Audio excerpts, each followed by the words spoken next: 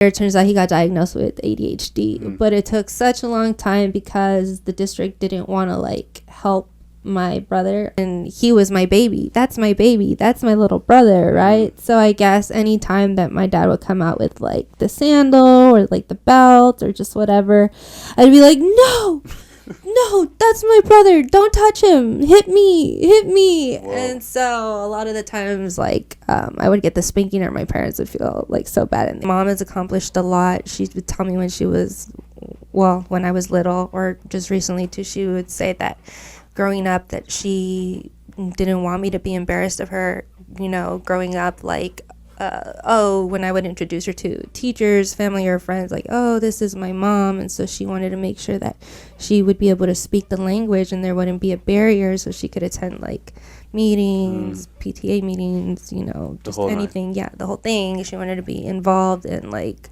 me not being embarrassed of her, which was never a thing for me, never an issue. I always accepted her and accepted my family and our culture and everything, but I always knew there was something there, and I would always tend to like stray over to like the more like Asian culture.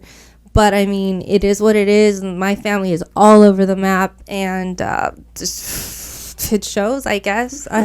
But pretty much, yeah, my grandmother and on my mom's side and my mom are both strong-willed women. They did a lot. My mom's an accountant. She's been an accountant for, a long time. She learned English, another language that she wasn't familiar with. And they have their own house. My parents, I mean, they don't own it yet, but, they still have a mortgage. But the fact that they did that themselves, they were the underdogs, they were the oppressed ones in their story, and they were able to come out, 2 children, and they're still striving for more. I love that for them. And I think that's just life. That's awesome. Always try to live your best life, always keep striving for more, build your own path, follow your destiny, your dreams, reach for the stars. So I'm so proud of my parents, and I hope that they know that. And I keep striving to do better for them because they've put that perspective. They always tell me, like, when are you going to have kids? And I'm just like, I'm not ready. But then I think about it, and it's like, wow, 21, my mom already had me. They're already working their way towards, trying to get their own little place. Like, they suffered a lot. There's times when they told me, like, they didn't have money for themselves. They would rather spend it on the kids than themselves. And so it's a struggle, and I see it now, like with our economy and everything. Like, it's a whole new world. Adulting is hard. I was like the comedian in my family. Okay, I was a big comedian.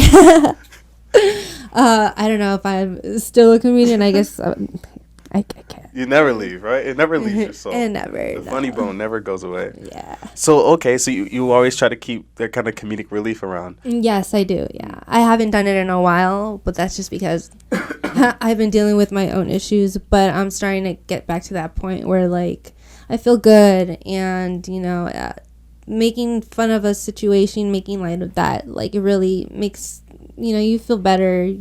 There's a lot of things that happen that are out of your control, and so the best thing that you can do is just try to put like your best foot forward and just take it one step at a time, day by day. Just try to be positive as much as you can, because nothing comes good out of just dwelling in the things that you can't control, or like the things that are happening.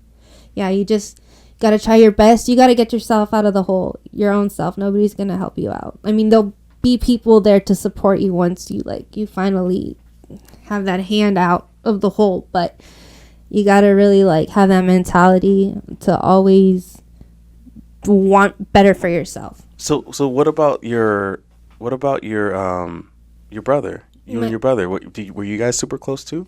Yeah, we're still pretty close. I mean, he has a girlfriend now, so he's doing his own thing, but we're still pretty close. Even younger?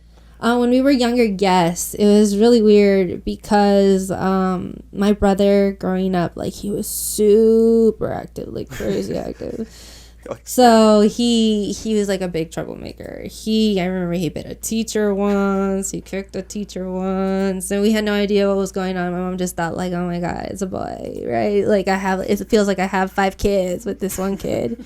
And later it turns out he got diagnosed with ADHD. But it took such a long time because the district didn't want to help my brother. And then it was around that time where like the help for the kids started kicking in, and so he got diagnosed, and then they put him on medication. That didn't work out. He promised to be a good boy, and like so they took him off the medication. So he would get into a lot of, like not a lot of fights. It was more of like he in trouble.